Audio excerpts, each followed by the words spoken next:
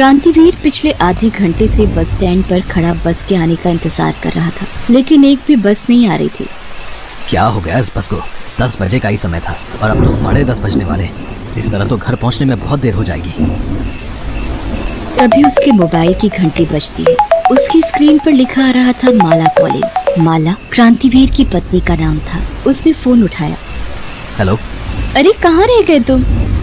माला, देख रही हो ना मौसम कितना खराब है, ऊपर से ये बस भी अभी तक नहीं आई है और कैब और टैक्सी वालों ने पता नहीं किस बात के लिए हड़ताल कर रखी है। सुनो ना, जैसे ही बस आती है मैं तुम्हें कॉल करता हूँ, ठीक है? जल्दी आओ क्रांतिवीर, यहाँ बबलू ने रो रो कर पूरा घर सिर पर उठा रखा है। कह रहा है जब तक पापा नहीं आएंगे मैं केक नहीं काटूंगा।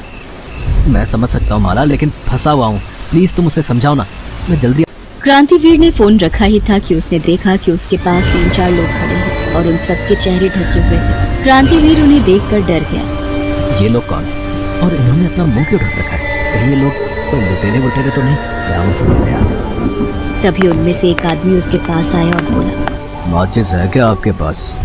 माचिस? माचिस तो नहीं मेरे पास, मैं सिगरेट नहीं पीता हूँ।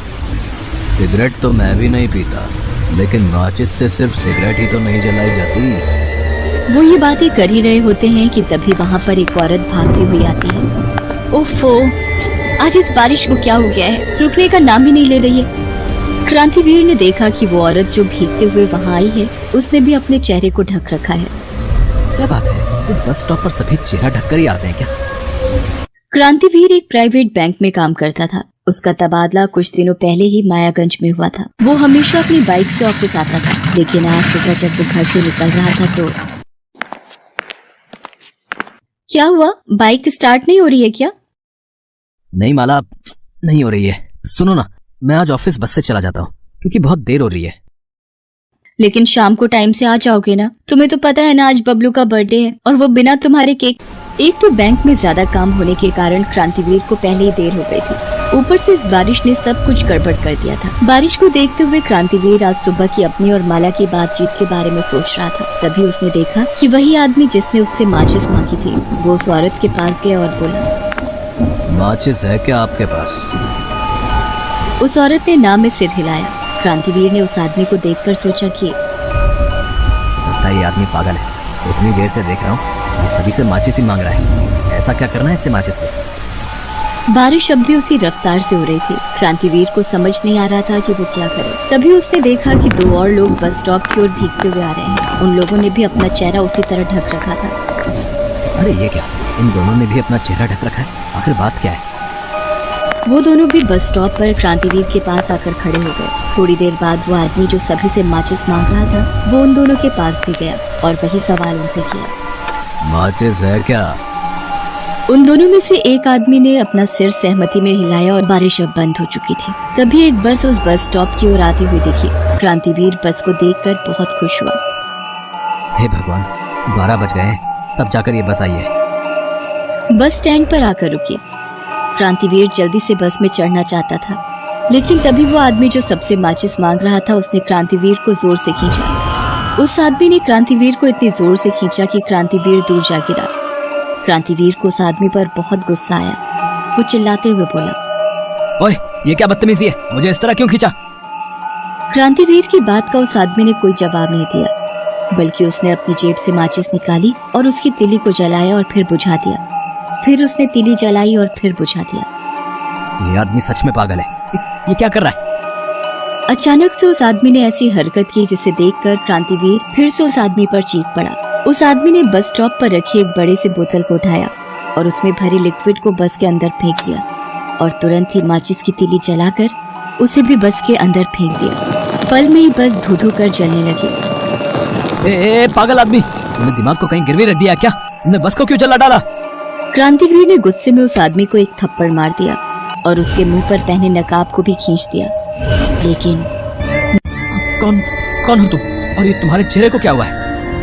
उस आदमी का चेहरा पूरी तरह झुलसा हुआ था, जिसके कारण उसके मुंह की हड्डियां साफ साफ दिखाई दे रही थी। अचानक वहां पर फिर से तेज हवाएं चलने लगी। हवा इतनी तेज थी कि बस स्टॉप पर खड़े सभी लोगों के नकाब हवा में उड़ गए और सभी का चेहरा क्रांतिवीर के सामने आ गया।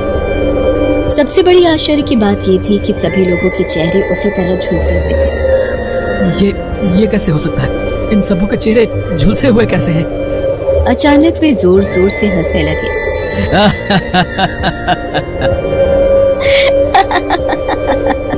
उसके बाद वे सभी क्रांतिवीर की ओर बढ़ने लगे। क्रांतिवीर वहां से भागने लगा। भागते भागते क्रांतिवीर बस स्टैंड की दूसरी ओर निकल गया, जहां पर पहले से ही एक बस खड़ी थी। बस के शीशे पहले से बंद थे, लेकिन दरवाजा खुला था। वो भागकर उसमें छिप गया और उसका दरवाजा बंद कर लिया। ये कौन लोग हैं? सबके चेहरे इस तरह से जले हुए क्यों हैं? क्या राज है इसके पीछे? क्रांतिवीर ये सब सोच ही रहा था कि तभी उसकी नजर बस की खिड़की पर गई। उसने देखा कि वे सभी बस की खिड़की को जोर जोर से ठोक रहे हैं और उसे खोलने के लिए बोल रहे हैं। डर के मारे क्रांतिवीर के हाथ पैर कांप रहे थे।